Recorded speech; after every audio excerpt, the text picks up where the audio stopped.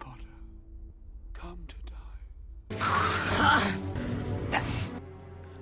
Ay sıra bana gelmiş.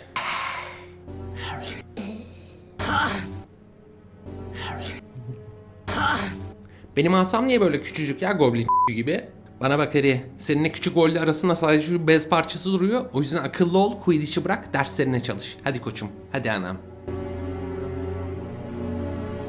Selam gençlik herkese. Bu inceleme konusunda aslında biraz kararsızdım. Belki görmüşsünüzdür, Quidditch Champions çıktı. Bundan 2-3 hafta evvel yanlış hatırlamıyorsam ve oyunun notlarına baktığınızda öyle çok da tutan bir oyun olmadığını görebilmişsinizdir. Ben de bu yüzden inceleme konusunda biraz kararsızdım ama daha sonradan Harry Potter sevgim biraz üstün geldi açıkçası. Ha bu arada şöyle de bir detay vereyim. Bu introda gördüğünüz esprisini yaptığım şey aslında benim çok sevdiğim Giray Altınok'un çok sevdiğim dizisi olan Prens'ten direkt bir alıntıdır. Hani bundan önce de daha hani göndermeler falan filan yapmıştım introlarda ama bu sefer espriyi tamamen bir kalıp olarak alıp kullandım. Bundan bir bahsedeyim dedim. Bu Prens dizisinden bir diyaloğun alınmış halidir. Bunu da bilin arkadaşlar. Bu arada dizi de çok güzeldir. Ben en azından çok severim. Sizlere de öneririm. Ha bir de ekstra olarak şu anda farklı bir kameradan çekim yapıyorum. Daha doğrusu bir kameradan çekim yapıyorum. Daha önceden telefondan çekim yapardım. Bizim ofiste Volkan abim var benim. Aynı zamanda yöneticim olur kendisi. Bir gün geldi bana kamera getirdi. Al dedi bununla bir dene bakalım diye. Ben de şu anda profesyonel bir kamerayla aslında çekim yapıyorum. Bu yüzden hani bu yaptığım çekimi aşağıda yorumlarda böyle kalitesini en azından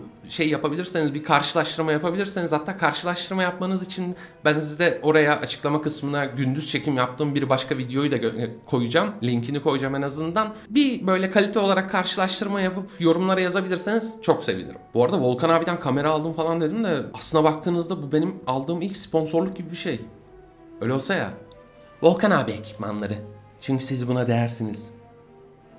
Gelin hadi oyunumuza dönelim biz. Şimdi ilk oyuna girdiğimizde bizi çok tanıdık bir sima karşılıyor. Ginny Weasley bacımız. Ginny Weasley bacımız bizi tutuyor elimizden, götürüyor direkt antrenmana zaten. Antrenman da böyle tanıdık bir ortamda yapılıyor aslında. Weasley'lerin evi olarak bildiğimiz kitaplarda ve filmlerde kovukta geçiyor. Kovuğun önünde bir tane arazi var. Oraya bildiğimiz dikmişler kale direklerini. Burada antrenmana girişiyoruz. Antrenmana giriştikten sonra da ilk fark ettiğimiz şey zaten şu oluyor. Bu yıllar evvel EA'in çıkardığı Quidditch World Cup oyunundaki gibi daha doğrusu 1,5 sınıfı, pozisyonu yönettiğimiz bir oyun değil. Bu oyunda sadece Chaser ve arada bir Seeker'ı yönetmiyoruz. Bütün 4 sınıf da bizimle birlikte. Ve oyun içinde en azından campaign modunda istediğimiz zaman bunların arasında değişim yapabiliyoruz. İstediğimize geçebiliyoruz. İsterseniz Chaser, isterseniz Beater, isterseniz Keeper, isterseniz Seeker olabiliyorsunuz.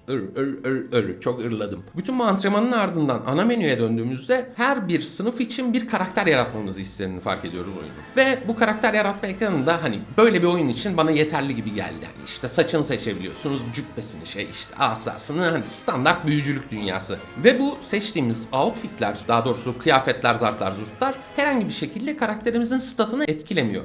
Statını etkileyen bir şey var mı? Var. O da süpürge seçimi. Süpürgeler için toplamda 3 tane stat koymuşlar farklı. Bir tanesi Speed, bir tanesi Vitality, en son olarak da Agility var. Ve bu statları oyunun bize sunduğu birçok currency'den biri olan Gold'da geliştirebiliyoruz da. Statları değil de daha doğrusu süpürgenin level'ını atlatabiliyoruz. Ve seçtiğimiz her klas için farklı bir süpürge seçme imkanımız mevcut. Şimdi dedim ya oyunda bir sürü currency var diye. Gold'un dışında şöyle ilk filmden belki hatırlayabileceğiniz o sınıçların arasında kanatlı bir tane anahtar vardı. O düşüyor. Bu biraz nadir düşüyor. Onun dışında bir de Moonstone diye bir currency düşüyor. Bu currency'lerle neyi harcıyoruz? Aslında şunları. Dediğim gibi hani her bir klas için karakter yaratma ekranı var ya, bu karakter yaratma ekranındaki diğer işte kıyafetleri, zartı zurtu, şapkayı falan filan açabiliyoruz. Oyunun bir de Battle Pass'i var. Oyunun bir de mağazası var. Bu mağaza olarak geçiyor ama aslında olay oyunun içerisinde tam bir microtransaction durumu yok. Yani gerçek parayla bir şey alamıyorsunuz. Şimdi burada microtransaction oyunlarla alakalı benim yıllardır söylediğim bir şey var. Yani yıllardır tabii ki de size söylemiyorum. Daha yeni bir kanal bu ama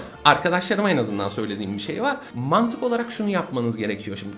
Call of Duty'den örnek vereceğim. Call of Duty serisinden örnek vereceğim. Ya hiçbir oyun microtransaction'la bence çıkmamalı.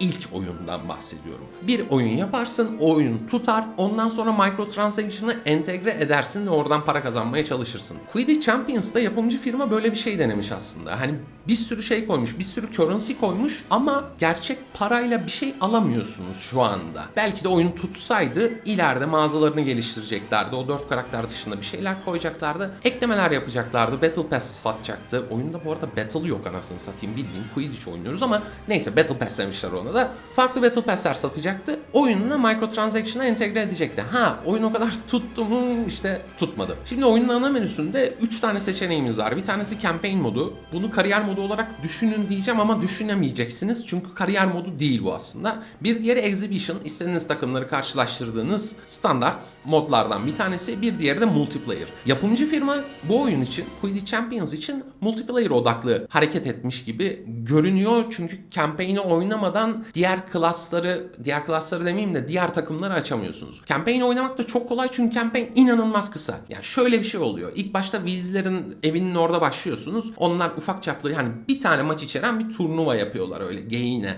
Antrenman turnuvası gibi bir şey. Daha sonra Hogwarts'a gidiyorsunuz. Hogwarts'ın 4 okulundan 4 evinden birini seçip toplamda yanlış hatırlamıyorsam 5 tane maç mı ne yapıyorsunuz orada da. Onun ardından Ateş Kadehi'nde bize tanıtılan Durmstrang ve Beauxbaton Akademi'nin takımlarıyla böyle Hogwarts'ı da ekliyorlar. Tabii okullar arası bir müsabaka düzenleniyor. Bir turnuva düzenleniyor. Orayı kazandıktan sonra da Quidditch World Cup'a geliyor sıra. Orada tek bir maç yapıyorsunuz. Şimdi siz Quidditch World Cup'ı kazandıktan sonra bu sefer 16 tane uluslararası takım açılıyor size. Mesela bu 16 takım arasında Türkiye var mı?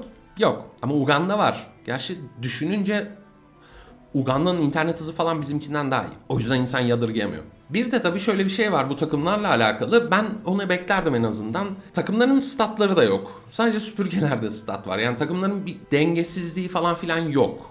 İşte Almanya var, Amerika var, Uganda var dediğim gibi. Ama bütün takımlar birbirine bir garip bir şekilde bir denklik durumu var ve bu oyuna benim gözümde en azından biraz ciddiyetsizlik katıyor. Nasıl bir şey isterdim biliyor musunuz? FIFA'daki kariyer modu gibi. Hatta şöyle bir şey yapsalarmış. Hogwarts'ı normal bir işte Süper Lig gibi lanse edip okullar arası olan turnuvayı biraz daha uzatıp bunu bir Şampiyonlar Ligi gibi lanse edip uluslararası takımlarla birlikte de adı üstünde zaten Dünya Kupası şeklinde bir organizasyon yapıp kariyerimizin en başında işte bir hani ait olduğumuz devleti seçip o devletin Dünya Kupası takımına da çağrılacak bir şekilde hatta bir taraflarından şey uydursalarmış anasını satayım. Farklı okullar uydursalarmış ve Şampiyonlar Ligi olan modu bu okullar arası turnuvayı daha da çetrefilli hale getirselermiş. Hatta transfer görüşmeleri falan yapsaymışız. Sonuçta oyunla alakalı bazı detayları falan bazı mekanikleri değiştirmişler. Yani Quidditch ile alakalı bazı detayları değiştirmişler. Oyunu keyifli kılabilmek için. Ya bu da aynı şekilde bir seçenek olabilirmiş aslında. Bir taraflarından takım uyduracaklar ve hali hazırda zaten mekanikleri hazırlamışsın sen yani. Hani Türkiye'yi de koy oraya international takım olarak. Sadece renklerini falan şeyini ayarlayacaksın işte cübbesinin rengini falan filan ayarlayacaksın. Öyle çok da yapman gereken bir şey yok. Ama yapmamışlar böyle bir şey. Belki ileride yeni takımlar vesaire de getirirler. Şimdi dedim ya oyunun mekanikleriyle alakalı daha doğrusu Quidditch'in mekanikleriyle alakalı oyunun keyifli olması açısından değişiklikler yapmışlar. İlk değişikliklerden göze çarpanlardan biri zaten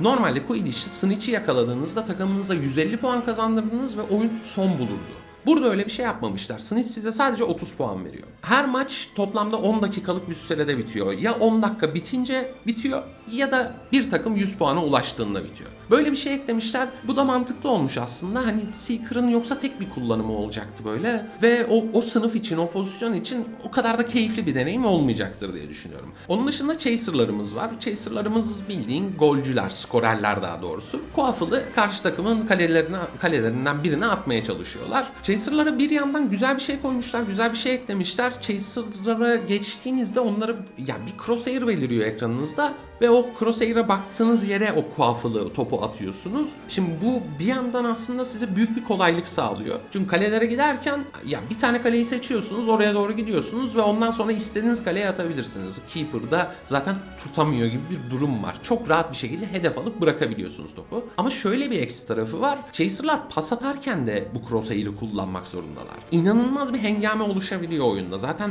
UI'yı biraz böyle olması gereken şeyler var eyvallah ama biraz karışık olmuş durumda. Siz kaptırmışsınız gidiyorsunuz bir yandan arkanızdan Bludger geliyor. Rakip takımdan biri sizi tackle yapmak için Chaser'lardan bir tane size böyle topu çalmak için yaklaşıyor. Siz pas atmak istiyorsunuz. Ortalıkta zaten kendi takım arkadaşınızı bulamıyorsunuz. Arkanızdaysa bir tane ok çıkıyor. O oka dönüp takım arkadaşınızı crosshair'la hedef alıp ona pas atmanız gerekiyor. Keşke şöyle bir şey yapsalarmış. FIFA serisindeki muhabbet gibi aslında. Hani tek tuşla zaten okları koymuşsun kendi takım arkadaşlarına. Pas olayını biraz daha kolaylaştırabilirlermiş. Çünkü o hengamede hakikaten hedef alıp da pas vermek çok zor oluyor. O yüzden pas vermek yerine bir kere Quaffle'ı aldıktan sonra siz işte dodge ata kaptırıp sprinte basıyorsunuz anasını satayım. Kaptırıp karşı takımın kalesine gidiyorsunuz. Bu da keyifsiz bir oynanışa sebep oluyor aslına bakarsanız. Yani sadece hengamenin ortasında herhangi bir formasyon yapmadan, herhangi bir taktik üretmeden dümdüz topu eğer alırsanız aldınız, tamam. Birinci aşama çek, ikinci aşama kaleye git ve gol at.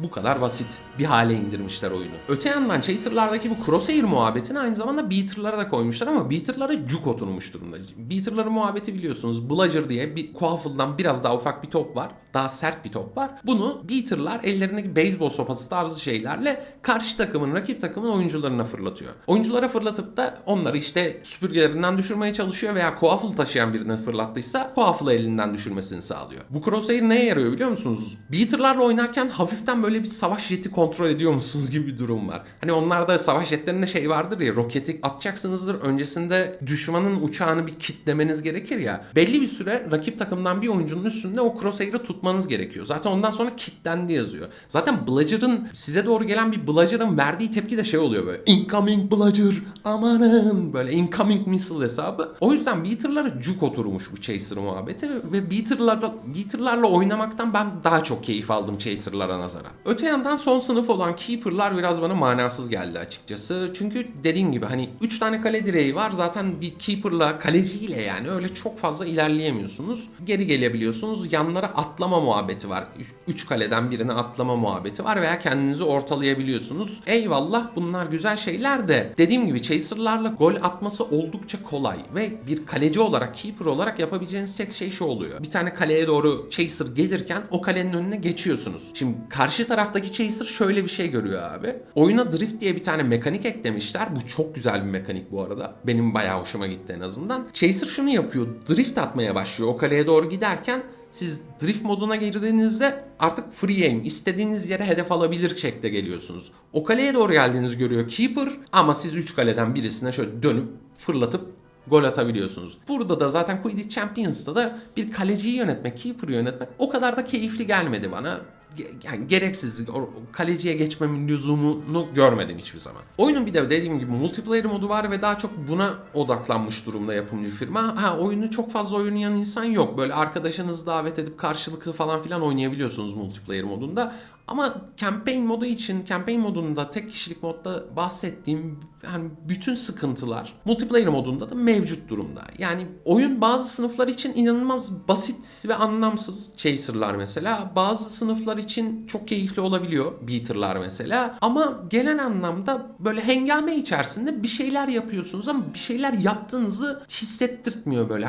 Yaptım, başardım. Çünkü neden? İşte taktik kurdum, ona pas attım, tiki taka Quidditch oynadım falan. Guardiola beni görse gurur duyardı vesaire falan diyemiyorsunuz. Benim için manasız bir şey olmuş. Keşke uzun süreli bir kariyer modu falan ekleselermiş. Bütün o Battle Pass'ten aldığımız kıyafetleri almayı istemek için bir amacımız olsaymış. Yani çünkü sürekli aynı şeyi tekrarlayıp duruyoruz. Dediğim gibi takımların da statları falan yok yani. Başka bir takımı açmanın pek de bir anlamı yok. Bu haliyle sizden çok zaman, yani açabileceğiniz bir sürü şey var oyunda. Bunu gösteriyor oyun size ama açmanız için bir anlam, bir amaç, bir şey yok yani. Sizi böyle tetikleyecek hiçbir şey yok oyunda. Ya bunların dışında da eksi tarafları var mı? Var tabii ki de. Yani campaign modunda oynarken AI yerlerde sürünüyor. Gerçi bu aralar son dönemde çıkan oyunlarda AI hep bir yerlerde sürünüyor. Nedense yapay zeka ChatGPT'ye, bütün yapay zeka ChatGPT almış arkadaşlar ve onun modülleri. O yüzden oyunlara yapay zeka kalmamış gibi bir durum var. Saçma sapan hareketler yapıyor. Mütemadiyen arkanızda kalıyorlar falan. O yüzden de zaten passo oynayamıyorsunuz. Bir diğer sıkıntı mesela kamera açısı oldu aslında. Ya hengameden sizi kurtarabilmek için keşke kamerayı biraz daha arkalarına yerleştirselermiş karakterlerin. Hani şu anda şöyle bir durum var, bildiğin Max Payne'in kamera açısıyla oynuyorsunuz. Bu neye sebep oluyor? Ya abi tamam, Bludger'ın geldiğini görüyorsunuz. Tam rakibin de geldiğini, bir tane ok gösteriyor. Böyle küçücük bir tane ok var karakterinizin arkasında. Ama arkanızda bir anda bitiyor böyle rakip takım ve Quaffle'ı alıp kaçıyor. Hani kamerayı biraz daha arkaya koysalarmış biraz daha etrafımızı rahat görebilirmişiz. Bir başka sıkıntılı konu aslında bunu oyunun mekaniklerinde, oyunun içeriğiyle alakalı bahsetmem gerekir de skill puanları. Skill puanları da kazanıyorsunuz. Siz Battle Pass'te ilerledikçe falan filan skill puanları geliyor sürekli ve her biri sınıfınız için farklı bir skill ağacı var. Onlardan istediğinizi doldurmaya başlıyorsunuz. Şimdi Chaser'lar için şöyle bir sıkıntı var yalnız. Siz her doldurduğunuz, her skill verdiğinizde böyle bir aralarda böyle pasif skill tarzında, bütün skill'ler pasif de gerçi. Aralarda böyle ufak noktalar var. Onlar size şunu sağlıyor abi. Quaffle'ı aldığınızda normalde yavaş uçmaya başlıyorsunuz. Skill'leri verdikçe normal bir hızda uçmaya devam ediyorsunuz yani. Daha demin dedim ya zaten paslı oynamak çok zor anasını satayım. Şimdi bu skill'leri açtıkça paslı oynamak hepten manasız bir hale geliyor. Çünkü Quaffle'ı alıp kaptırıp gidiyorsunuz abi. Yani yandaki arkadaşlarınızın da tamam speed'i en yüksek süpürgeleri olabilir ama hiçbir türlü yetişemiyorlar zaten size. O yüzden pas atmanın da pek bir manası olmuyor. Sonuç olarak Quidditch Champions'ı size aslında şu anda şu haliyle öneremiyorum arkadaşlar ben. Epic'teki fiyatı 1000 lira. Bu parayı şu anki haliyle hak etmiyor. İleride geliştirirler, bir şey olur. Dediğim gibi bedava DLC'ler çıkarırlar, yeni şeyler sunarlar, takımlara stat getirirler, yeni takımlar getirirler vesaire. O zaman tekrardan tartışılır. Ama oyunun mekaniklerinde de böyle oyunu sıkıcılığa sürükleyen şeyler bulunmaktaydı benim açımdan. O yüzden gönül rahatlığıyla öneremiyorum ben bu Quidditch Champions'ı. Nedir? Harry Potter sevdalısınızdır. Hani Potterhead'sinizdir derler ya. Potterhead'sinizdir. Zaten o hissiyatı yaşayabileyim diye oyunu almışsınızdır bile diye tahmin ediyorum şimdiye kadar. Ama öyle ciddi gerçekçi bir hani FIFA'daki işte kariyer modundaki gibi böyle gerçekçi bir Quidditch deneyimi yaşayayım, bir spor oyunu oynayayım kafasındaysanız bence uzak durun. Bu oyun değil. Henüz değil. Umarım henüz değil. İleride olur belki. Kim bilir. Neyse. Beni dinlediğiniz için teşekkür ederim arkadaşlar. Bir sonraki videoda da görüşmek üzere. Bye.